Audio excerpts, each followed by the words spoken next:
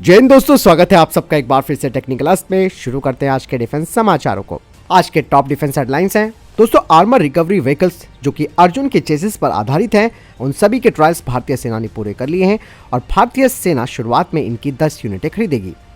भारतीय सेना ने एक AI चैट बॉट तैयार किया है जो कि सैनिकों को मैसेज करेंगे और उन्हें ऑनलाइन हनी ट्रैप से बचाएंगे जो कि विदेशों से होते हैं। यूक्रेन की सेना अब चाइना के DJI एग्रीकल्चर ड्रोन का इस्तेमाल कर रही है, जिसमें कि मशीन गन और ग्रेनेड लॉन्चर लगाए गए हैं और ये भारत के लिए भी एक बड़े खतरे की घंटी है क्योंकि पाकिस्तान चाइना के ड्रोन्स का इस्तेमाल कर रहा है। अडानी डिफेंस की तरफ से कहा गया है कि उन्होंने 50,000 यूनिटें स्मॉल आर्म्स की एक्सपोर्ट की हैं कई देशों को, जिसमें कि नेगेव लाइट मशीन गन, गैलिल और टेवर राइफल शामिल है। चाइना ने 120वीं PL-15 EB-RAM AM मिसाइल को पाकिस्तान को दिया है। इसकी रेंज 145 किलोमीटर है। अगले महीने भारत अपने 77 जो पर्सनल्स हैं उन्हें मालदीव से वापस बुला लेगा। इसके अलावा 3 जो सिविलियन ऑपरेटर्स हैं जो कि 2 हेलीकॉप्टर्स और ड्रोनियर को ऑपरेट करते हैं, उन्हें भी वापस बुलाया जाएगा। दोस्तों, DRDO ने सफलतापूर्वक एक स्वदेशी फ्यूल बनाया है रैमजेट इंजन के लिए जो कि ब्रह्मोस मिसाइल में इस्तेमाल होगा और इससे भारत की रशिया पर जो फ्यूल इंपोर्ट की निर्भरता है वो खत्म हो जाएगी और ये जो फ्यूल है वो -50 से -55 डिग्री के टेम्परेचर पर फ्रीज नहीं होता और अब इसे defence research and development laboratory भेजा गया है टेस्टिंग के लिए।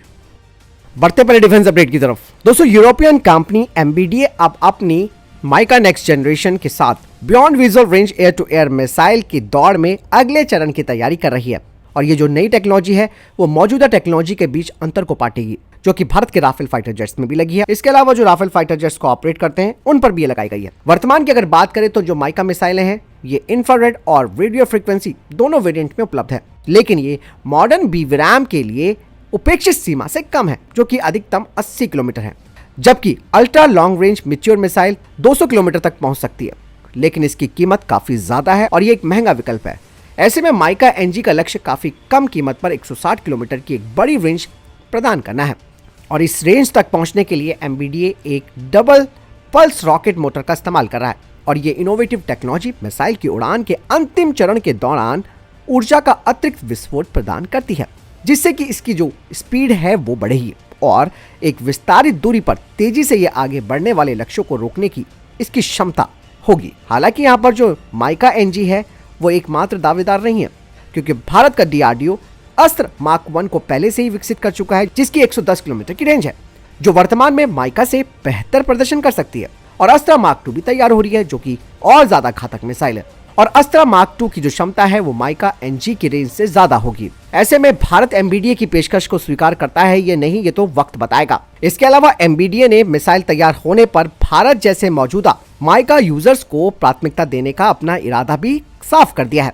इसके परीक्षण जल्द ही शुरू होंगे और 2026 तक इसका विकास पूरा हो जाएगा और ये BRAM बैटल ग्राउंड में एक नया गवाह बनने वाला है। अब देखना ये बाकी है कि माइका NG के लिए भारत में कितनी खास जगह बन पाती है क्योंकि भारत अपनी मिसाइल शक्ति को लगातार बढ़ा रहा है। चलिए बढ़ते नेक्स्ट अपडेट की तरफ। रक्षा मंत्रालय ने अब अपने बख्तरबंद वाहनों की रात के समय ऑपरेशनल क्षमताओं में सुधार करने के लिए एक बड़ी पहल शुरू की है। वे 3 अलग अलग प्लेटफॉर्म्स के लिए लगभग 2500 थर्मल इमेजर आधारित ड्राइवर नाइट साइट्स को खरीदा जाएगा।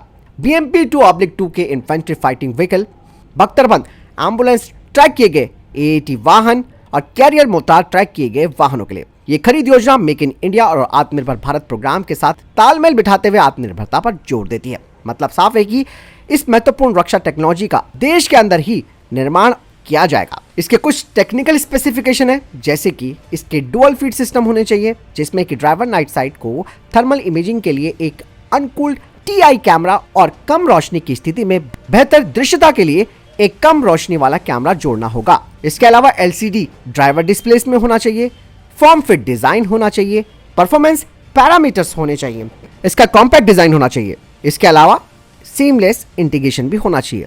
TI आधारित ड्राइवर नाइट साइट से लैस करने से रात के मिशन के दौरान प्रभावी ढंग से काम करने की भारतीय सेना की क्षमता में काफी वृद्धि होगी। साथ ही इससे सिचुएशनल अवेयरनेस, सर्वाइबिलिटी और मिशन सक्सेस रेट भी बढ़ेगा।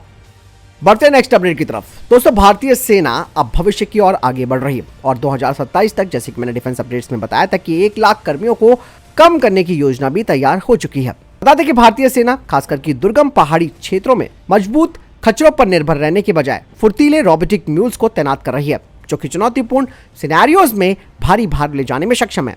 इसके अलावा ये थकान और ऊंचाई की बीमारी से सैनिकों को बचाएंगे, और साथ ही ये जो मशीनें हैं उनकी ऑपरेशनल क्षमता काफी होगी, खासकर कि दूर दराज और सीमावर्ती क्षेत्रों में। इसके अलावा लॉजिस्टिक ड्रोन्स के लिए भी भारतीय सेना काफी तेजी से आगे बढ़ रही है, और ये मानव रहित हवाई वाहन गेम चेंजिंग लाभ प्रदान कर सकते हैं, और साथ ही ये युद्ध के क्षेत्र में खुफिया जानकारी भी प्रदान कर सकेंगे।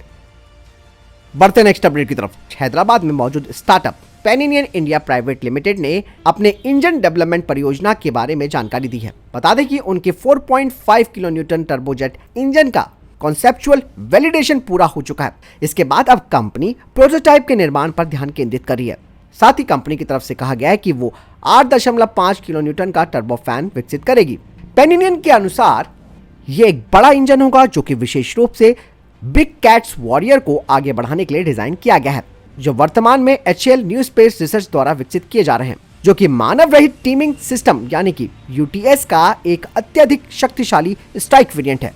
और इस प्राइवेट सेक्टर की कंपनी से भारत के स्वदेशी इंजन विकास के भविष्य की एक झलक पेश होती है। छोटे और हाई परफॉर्मेंस वाले जो इंजन है उन पर इनका जो ध्यान है वो घरेलू बाजार के महत्वपूर्ण अंतर को भी भरेगा। चलिए बढ़ते नेक्स्ट अपडेट की तरफ।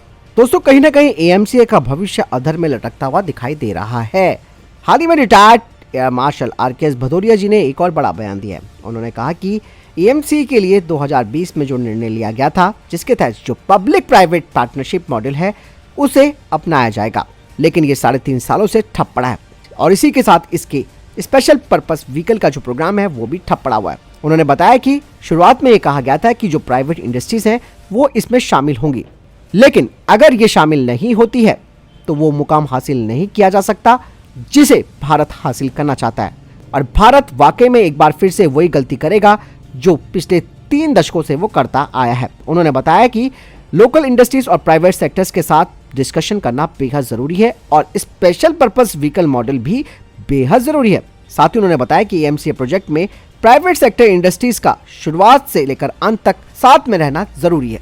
तो ये आप देखिए दोस्तों, एक बड़ी टेंशन हमारे लिए क्रिएट हो रही है। तुर्की 5th जनरेशन के फाइटर जेट्स की तरफ आगे बढ़ रहा है। पाकिस्तान को चाइना के 5th जनरेशन के फाइटर जेट्स मिलने वाले हैं। वहीं साउथ कोरिया भी 5th जनरेशन के एयरक्राफ्ट को तैयार कर रहा है। भारत में अभी तक इस प्रोग्राम को लेकर ना तो कैबिनेट कमेटी ऑन सिक्योरिटी से मंजूरी मिली है, और प्राइवेट सेक्टर के फर्म्स के बिना आप कैसे कल्पना कर सकते हैं कि ये प्रोजेक्ट तेजी से आगे बढ़ेगा। और 3.5 सालों से ये काम ठप पड़ा हुआ है, और स्पेशल पर्पस व्हीकल जो कि बेहद ज़रूरी है उस पर भी कोई काम नहीं हुआ, तो कैसे ये सब चीज़ें आगे बढ़ेंगी। सच में ये एक बहुत बड़ी टेंशन है। और एक चीज़ और है, मैं आपको बता दूं दोस्तों, कहते हैं ना कि दुश्मन को हल्के में नहीं लेना चाहिए। हमारे दोनों दुश्मनों के पास अगर 5वीं पीढ़ी के फाइटर जेट्स आ जाएंगे तो हम क्या कर सकते हैं।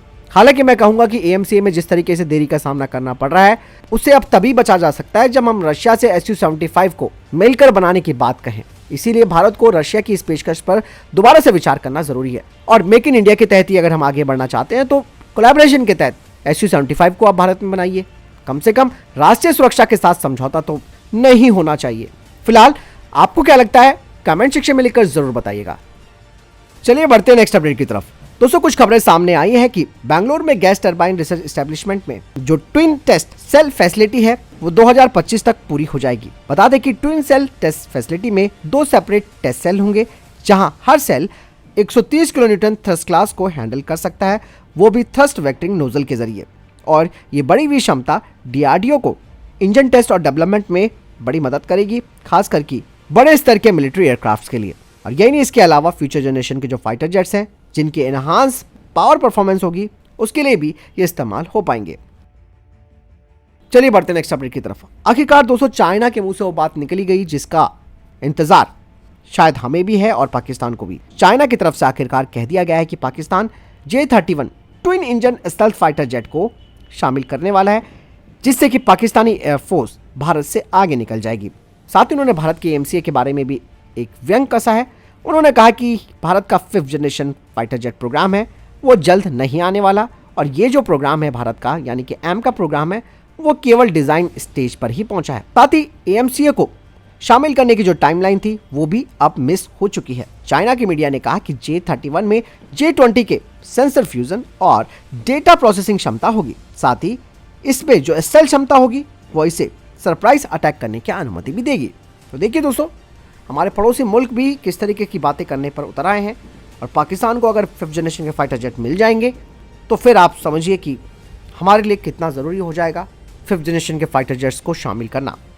बढ़ते नेक्स्ट अपडेट की तरफ। दोस्तों, जोरावर लाइट टैंक का जो प्रोटोटाइप है उसमें शुरुआत में 105 mm की जो गन है वो बेल्जियम फर्म जॉन कॉकरेल की होगी, लेकिन दोस्तों डीआरडीओ और भारत फोर्ज साथ में मिलकर घरेलू स्तर पर 105 mm की गन को विकसित करेंगे, जो कि जोरावर लाइट टैंक के प्रोडक्शन वेरिएंट्स में आएगी।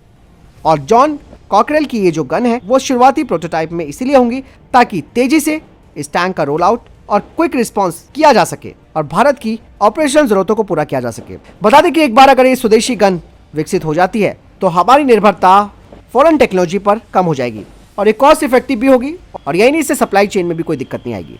तो फिलहाल अभी तक के टॉप डिफेंस अपडेट्स। वीडियो के सामने कोई प्रश्न जवाब है, आपका कोई सवाल है, कमेंट सेक्शन में लिखकर जरूर पूछ सकते हैं। मिलता हूं नए वीडियो के साथ, चैनल जरूर सब्सक्राइब कीजिएगा। जय हिंद, वंदे मातरम।